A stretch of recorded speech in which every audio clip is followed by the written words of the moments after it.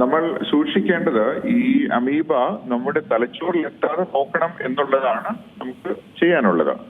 Amoeba നമ്മുടെ പരിസര പ്രദേശങ്ങളിൽ, നമ്മുടെ പരിസ്ഥിതിയിൽ ഉണ്ട് എന്നുള്ളത് വാസ്തവമാണ്. ഏതു തരത്തിലുള്ള ജലസ്രോതസ്, ഈവൻ കടലിലാണെങ്കിൽ പോലും ഈ ഫ്രീ ലിവിങ് അമീബകൾ ധാരാളമുണ്ട്.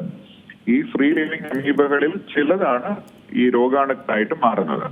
പ്രധാനമായും നെയ്ഗ്ലേറിയ, എക്കാന്തമീബ, ഇത് രണ്ടും കേരളത്തിൽ ഇവ സ്ഥിരീകരിച്ചിട്ടുണ്ട്.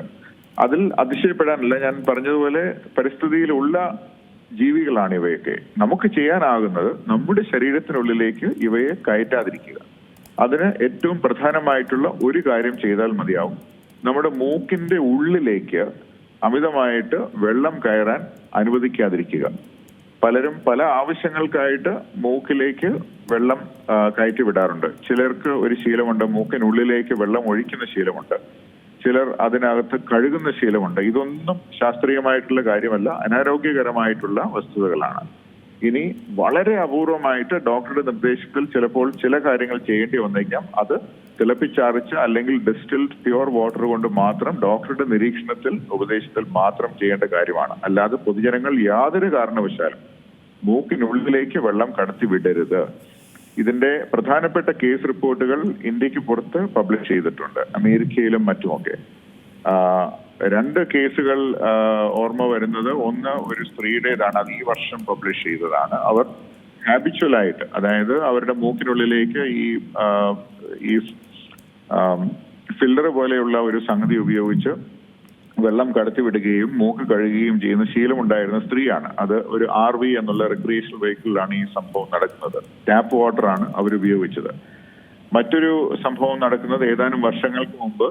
അത് US-ലാണ്. അത് ഒരു 47-കാരൻ, അദ്ദേഹത്തിന് മൂക്ക് കഴുകുന്ന, ഇതുപോലെ മൂക്ക് ശുദ്ധീകരിക്കാനായിട്ട് മൂക്കിനുള്ളിലേക്ക് വെള്ളം കടത്തിവിടുന്ന ശീലമുണ്ടായിരുന്നു. അദ്ദേഹവും മരണപ്പെട്ടു. കൂടുതലും കുഞ്ഞുങ്ങളാണ് മരണപ്പെടുന്നത്. കാരണം കുഞ്ഞുങ്ങൾ വെള്ളത്തിൽ ഏറെ നേരം കളിക്കുകയും പലപ്പോഴും മൂക്കിനുള്ളിൽ വെള്ളം കയറുകയും. മൂക്ക് എന്ന് ഞാൻ ഉദ്ദേശിക്കുന്നത് നമ്മൾ പുറമേ കാണുന്ന മൂക്കല്ല കേട്ടോ. മൂക്ക് എന്ന് പറയുമ്പോൾ പലപ്പോഴും നമ്മളുടെ മനസ്സിൽ വരിക, നമ്മൾ വരയ്ക്കുന്ന മൂക്കുണ്ടല്ലോ, 2 ദ്വാരങ്ങളും അതുപോലെ ഒരു ത്രികോണാകൃതിയിലുള്ള അവയവവും. അതല്ല മൂക്ക്. മൂക്കെന്ന് ഞാൻ ഉദ്ദേശിക്കുക നേസൽ ക്യാവിറ്റിയാണ്. ഈ ദ്വാരങ്ങൾ ചെന്നെത്തുന്നത് വലിയ അറകളിലേക്കാണ്. ഈ അറകൾക്ക് മറ്റ് അറകളുമായി ബന്ധമുണ്ട്. അവയ്ക്ക് സൈനസ് എന്ന് പറയുന്നു. ഇതിൽ ഒരു അറയ്ക്ക് തലച്ചോറുമായിട്ട് വളരെ അടുപ്പമുള്ള ഒരു ഭാഗമുണ്ട്. അതിനാണ് ഈ ക്രിബിഫോം പ്ലേറ്റ് അല്ലെങ്കിൽ നേർത്ത അസ്ഥിപാളി എന്നൊക്കെ നമ്മൾ പറയാറുണ്ട്. അപ്പോൾ ഈ അറയ്ക്കുള്ളിലേക്ക്, ഈ അറകൾക്കുള്ളിലേക്ക് മലിനജലം ചെല്ലുമ്പോഴാണ് അമീബയ്ക്ക് ഇങ്ങനെ നമ്മുടെ തലച്ചോറിലേക്ക് കയറാൻ ഒരു അവസരം നമ്മൾ ഒരുക്കുന്നത്. അത് ഒരുക്കാതിരിക്കുക. ഇത് മാത്രം ചെയ്താൽ മതിയാവും.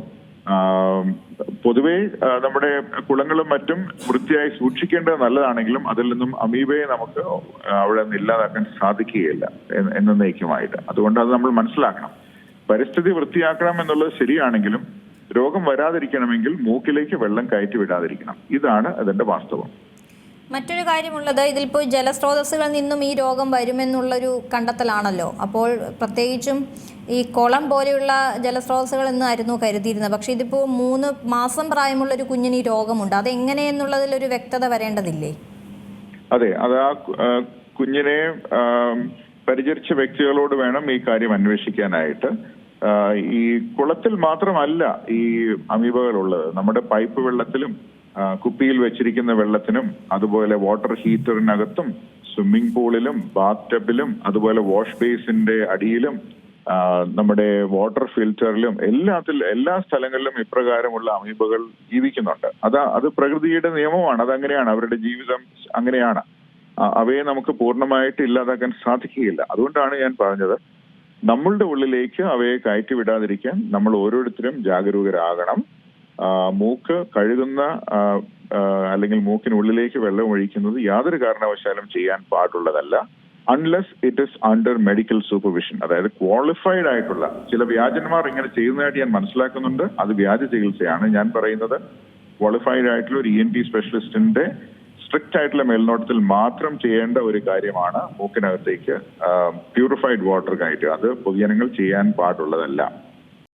ഏറ്റവും പുതിയ വാർത്തകളും വിശേഷങ്ങളും വിരൽ തുമ്പിലറിയാൻ സീ മലയാളം ന്യൂസ് എല്ലാ ഡിജിറ്റൽ പ്ലാറ്റ്ഫോമുകളിലും ലഭ്യം.